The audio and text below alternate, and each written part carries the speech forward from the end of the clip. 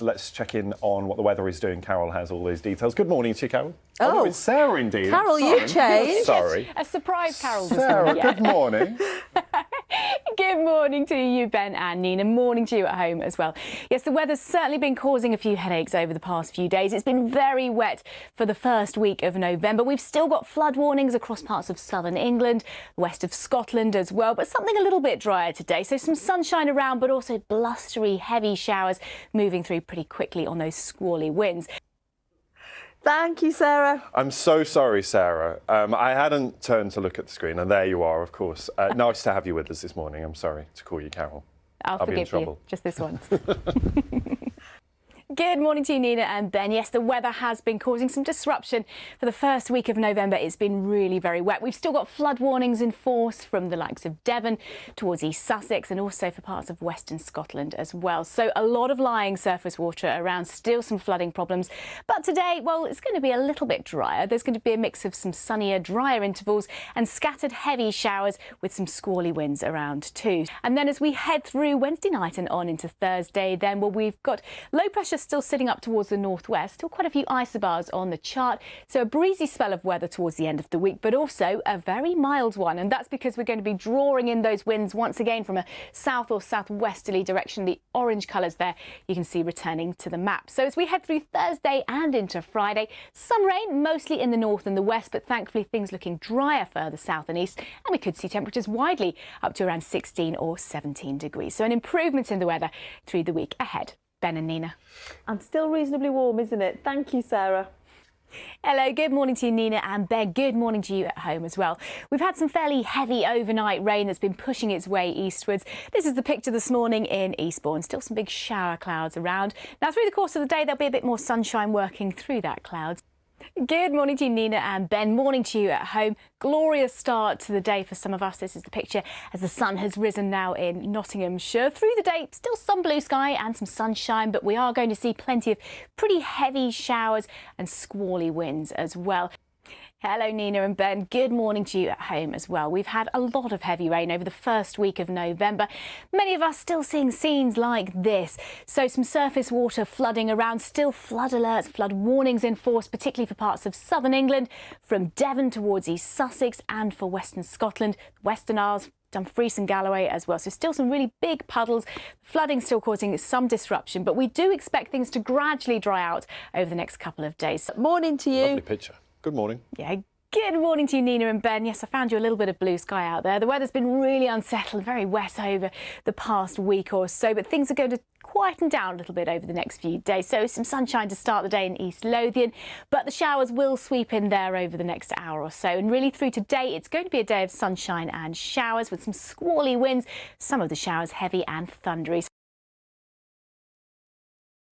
It's nearly Christmas and Christmas lights are being switched on. This morning it was in Covent Garden. It marks the start of their festive activities this year. There are more lights going on in central London this evening. Hello there, good afternoon. We're only 8 days into November, but already some of our weather stations across the capital have recorded more than the average November rainfall. It's been a very wet start to the month. And there are some more showers around today. Of course, this is Richmond, as recorded by our weather watcher earlier on. Let's talk weather though, because Yes. It's been sunshine and then just lots and lots of showers. Can we have some consistency, maybe? Oh, I can do consistency. Consistently rubbish.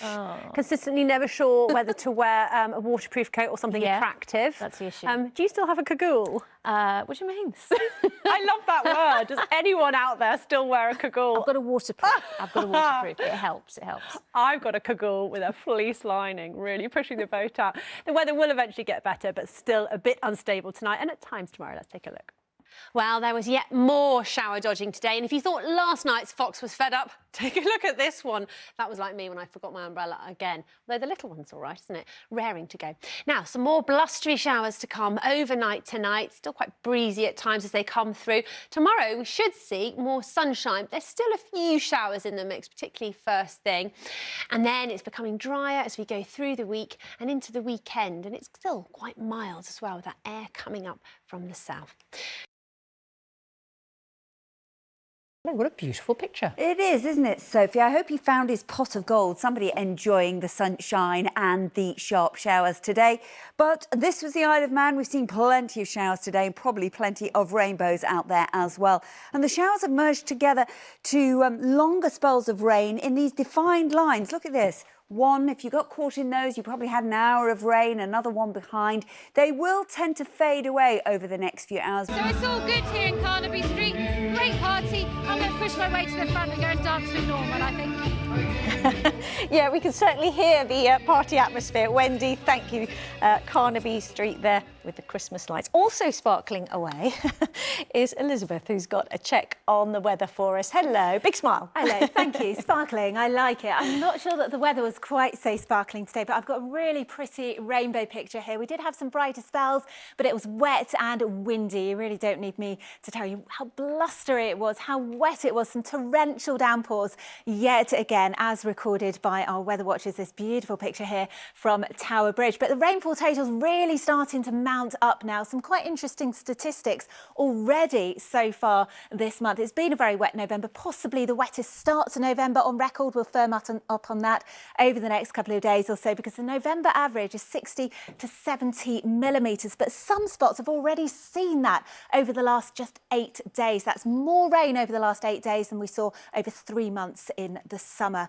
Happily, though, things are going to be turning a lot drier over the next few days and as we head into the weekend. Now, nights are drawing in, don't we know it? And we're all spending more time indoors. But that doesn't mean the gardening season is over. Well, Lucy joins us now from Oxfordshire, where she's with someone who has some great ideas. Lucy.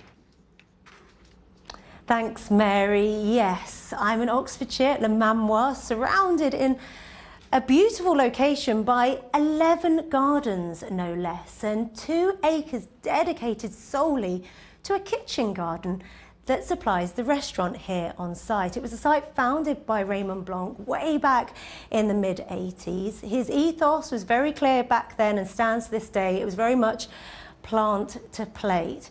And as we roll into November, I spoke to August Bernstein a little earlier, who runs the gardening school here, to learn what we can grow as the month goes on. Oh my goodness, this is the time of year that I think is the most exciting. So my favourite thing to grow is garlic. So this is something that we grew earlier on this year and it lasts for a year. So this is something that everybody can grow and you can use it every day. So I think that to me is the most perfect thing to start with. And it's so easy. You literally break off a clove, plant that in the ground, and by this time, say June next year, you're going to have a gorgeous bulb of garlic.